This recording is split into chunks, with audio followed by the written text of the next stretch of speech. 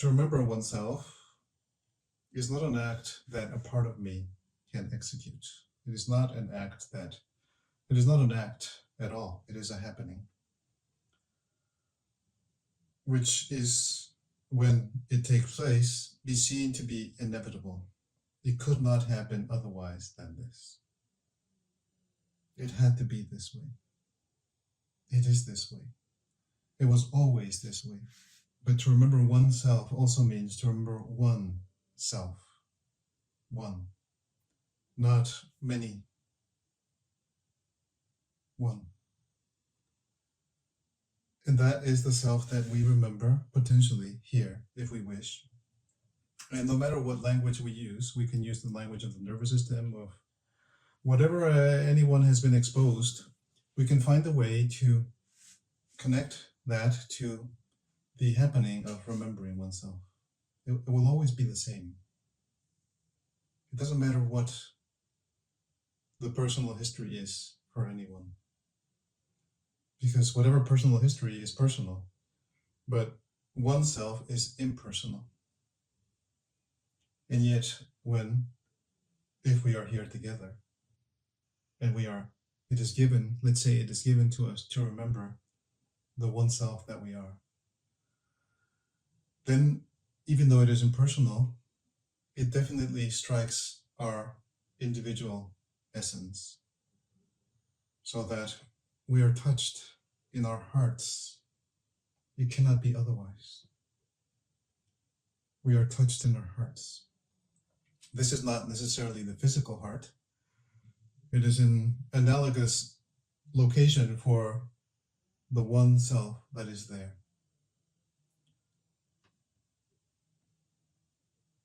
And this would be the experience of bliss, where simultaneously you die and you live. The part of you that you have been treasuring dies. And then you live. You are reborn. Wow, I am actually here. And look at this place, these individuals, they are like myself. Everything is oneself. So it is just relieving oneself from this often toxic belief that no, I have a personal perspective. It is important, my history, everything that happened to me, and what I want, and all of these things are just imaginary. They are made up. It cannot be helped. It is the result of a highly dysregulated nervous system, which renders almost the entire humanity ready to be put into the insane asylum, basically. It is a form of insanity. But it is very simple. The different aspects of my nervous system have not met. They are separate. They are working separately, mostly functioning through the most animalistic, the most basic aspect in ourselves. But if we are here now in this meeting, and we are here now in this world, whatever this world is, then by the very fact that we exist, then we have been given the opportunity to remember who we are, remember, put back together. So literally, we start with the experience of our bodies, because without them, we have no reference for this world. We do not exist. You see, there's something else is there. We are not even knowing what that is. It is a machine.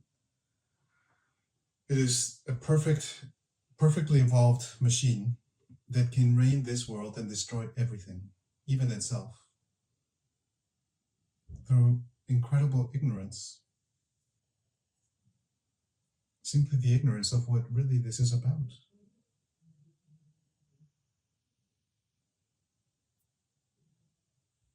So for this, it is inevitable that at some point, one way or another, we must acquire the taste for confronting our incredible partiality and attachment to our personal ways of being, beliefs, habitual thoughts, habitual feelings, attitudes.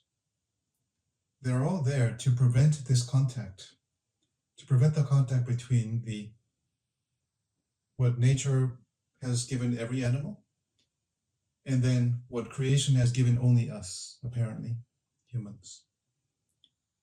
We have this, given everything is already there, but it requires a voluntary, intentional application of our reasoning to reconnect, to endeavor to discover what this connection is, what it feels like.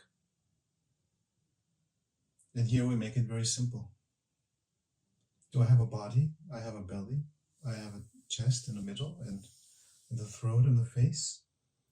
And evolution has given us the capacity to intentionally, voluntarily constate the experience of each of these parts of our body. The signals that are being carried by it are the energy and information that we need to establish this contact. A dismembered being can never remember itself. It is simply not possible. It doesn't matter what anybody does, it is irrelevant.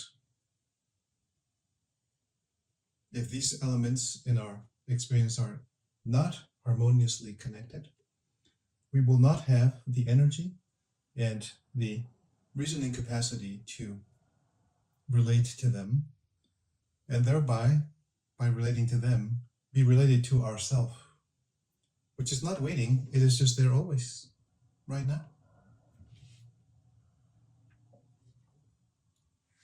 So it is really a matter of energy and where that energy is placed. And of course, the habitual mechanisms in us are deploying most of our energy into whatever it is that they want to do. They want to be obsessed with thoughts about the past or future. They want to treasure ill feelings about oneself or others. They want to hold attitudes of misery and self-pity. And these are just a few. And you see, it is not anyone's personal fault. No one created this. We have been placed here. We are just a created entity.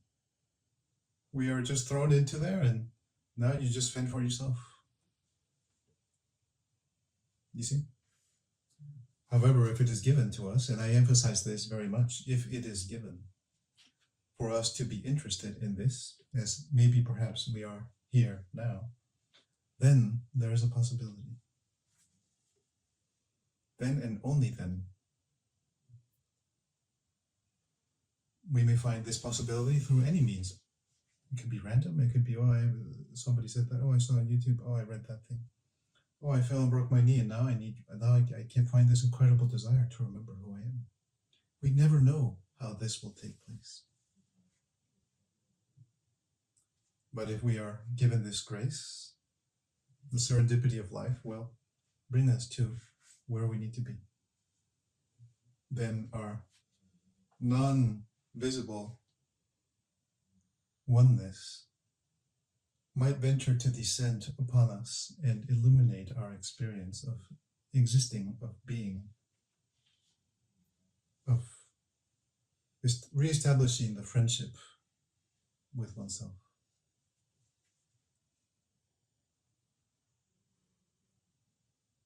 We might notice this. It is all taking place in this incredible laboratory that is the experience of our body. How all these mechanisms are active and working. They have been given energy, and it is habitually given, therefore they will continue. But perhaps we can acquire, at least temporarily, the wish to coexist, to be together, to be friends, and allow myself to be moved, allow my ignorance to be moved. And this inevitably will be challenging. It is meant to be challenging. It is meant to be impossible. It is impossible. It is impossible to somebody who wishes to do something about it, to think something about it, to figure it out.